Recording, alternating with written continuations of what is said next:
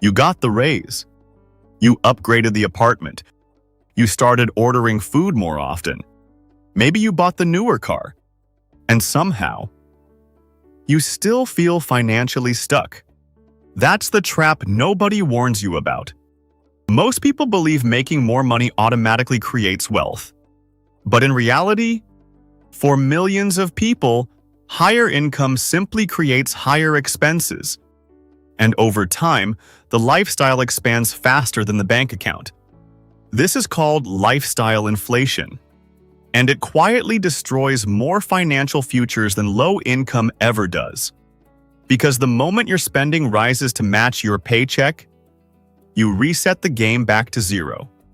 In today's Financial Psychology Series episode, we're breaking down why people making six figures still live paycheck to paycheck, why your brain adapts to upgrades faster than you realize, and how to escape the invisible system designed to keep you consuming forever.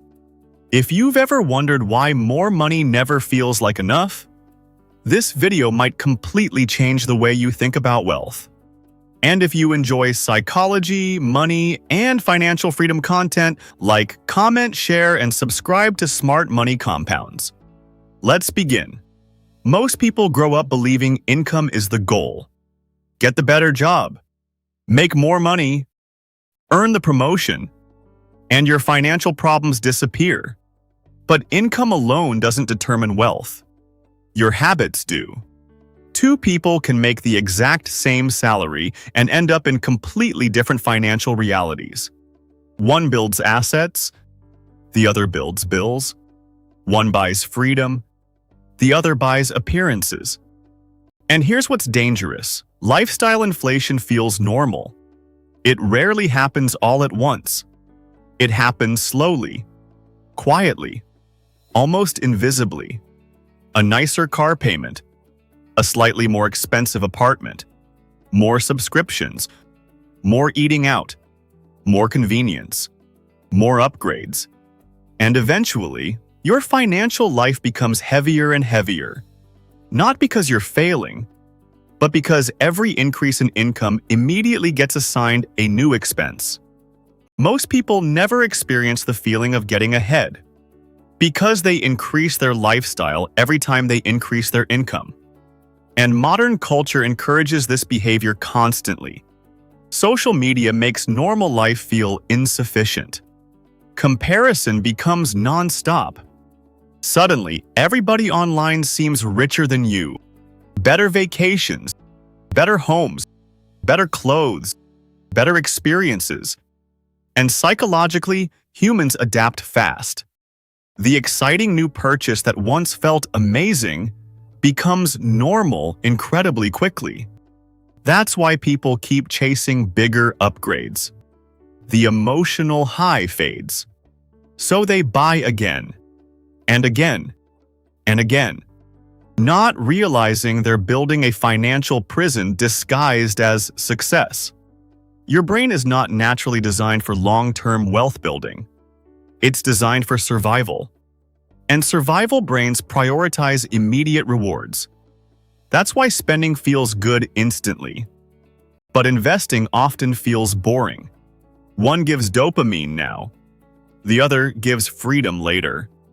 And modern systems know exactly how to exploit this. Every app, every advertisement, every algorithm, every luxury brand, every influencer, every treat-yourself message. They all reinforce one idea: you deserve more. Upgrade now. Consume now. Feel better now. But temporary emotional relief purchased through consumption creates long-term financial stress. And most people don't even realize how emotional their spending really is. People buy things because they're stressed, because they're bored, because they feel behind, because they want validation, because they want to feel successful, because they want comfort, and sometimes because spending becomes part of identity.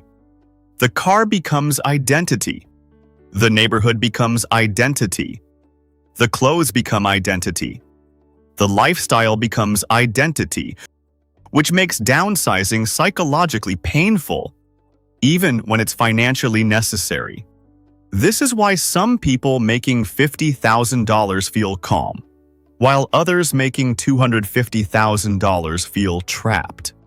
Financial pressure is not always about income. Sometimes it's about how much of your lifestyle requires you to finance. The bigger the lifestyle, the more income you must constantly produce just to maintain it. And eventually your possessions begin owning you.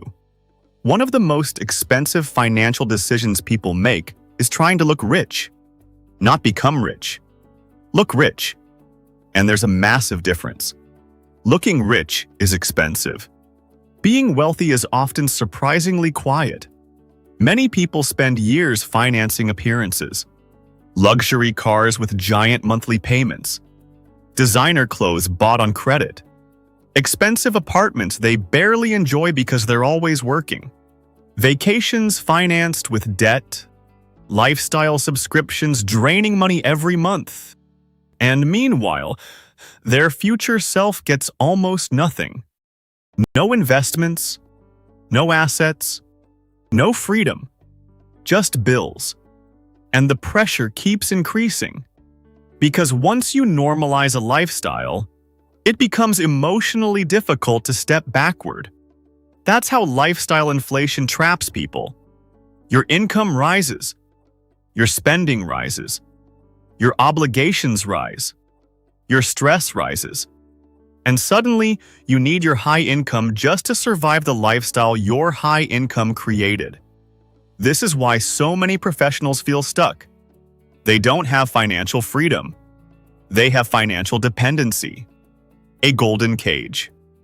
And here's the scary part. The system rewards visible consumption more than invisible discipline. Nobody applauds the person quietly investing. Nobody notices the person driving a paid-off car. Nobody celebrates someone maxing out retirement accounts. But flashy spending gets attention immediately, which means people often sacrifice long-term wealth for short-term social approval. And social approval is one of the most expensive things humans chase. Because no amount is ever enough.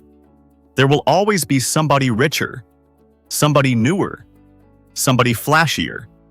If your financial goals are based on comparison, you'll stay trapped forever. One of the rarest financial skills today is the ability to define enough. Enough income, enough possessions, enough lifestyle, enough validation. Because without enough, people drift endlessly. Always upgrading, always consuming, always chasing the next level. But wealth is not about endlessly increasing consumption. Real wealth is increasing freedom. Freedom over your time. Freedom over your decisions. Freedom over your stress. Freedom over your future. And ironically, many wealthy-looking lifestyles destroy freedom completely. The person with the biggest house may actually have the least flexibility. The person driving the luxury car may secretly be overwhelmed financially. The person constantly posting success online may privately feel exhausted trying to maintain appearances. This is why financial peace matters more than financial image.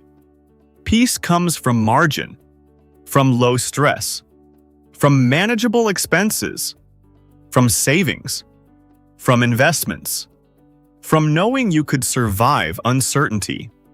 People underestimate how powerful simplicity can be. A simpler lifestyle gives you options. Options create freedom. Freedom reduces stress. And reduced stress improves life far more than endless consumption usually does. This doesn't mean never enjoying money.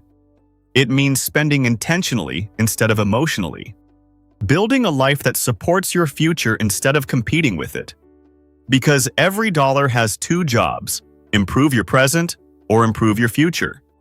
The problem is most people sacrifice too much future for temporary present comfort. So how do you actually escape the trap? First, increase savings before increasing lifestyle. When income rises, automatically raise investments first, not spending. Build the habit of paying your future self before upgrading your current self. Second, separate happiness from consumption. Some of the best things in life aren't expensive. Peace, health, relationships, freedom, purpose. Most people keep buying things hoping to create emotional fulfillment. But fulfillment usually comes from alignment, not accumulation. Third, stop comparing your behind the scenes to everybody else's highlight reel. Social media distorts reality. Many people displaying wealth are financing lifestyles with debt or sacrificing peace to maintain appearances. Comparison creates artificial dissatisfaction, and artificial dissatisfaction fuels unnecessary spending. Fourth, measure wealth differently. Not by income, not by possessions, but by how long you could survive without needing a paycheck. That changes everything, because suddenly assets matter more than appearances. Cash flow matters more than clout, and freedom matters more than flexing.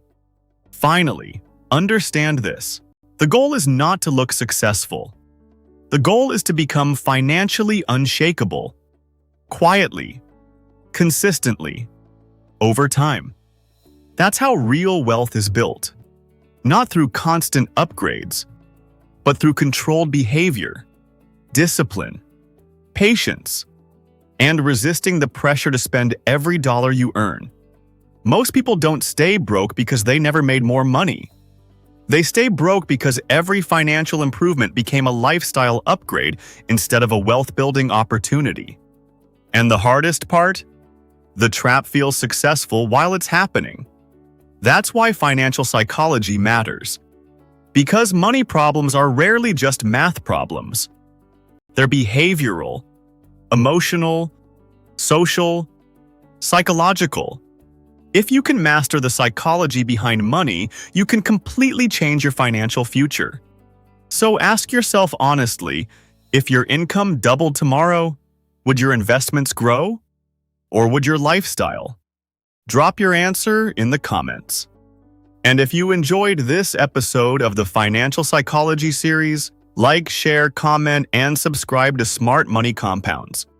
Because we're building financial freedom one mindset shift at a time. And remember, the people who become wealthy aren't always the people who earn the most. Often, it's the people who learn how to want less.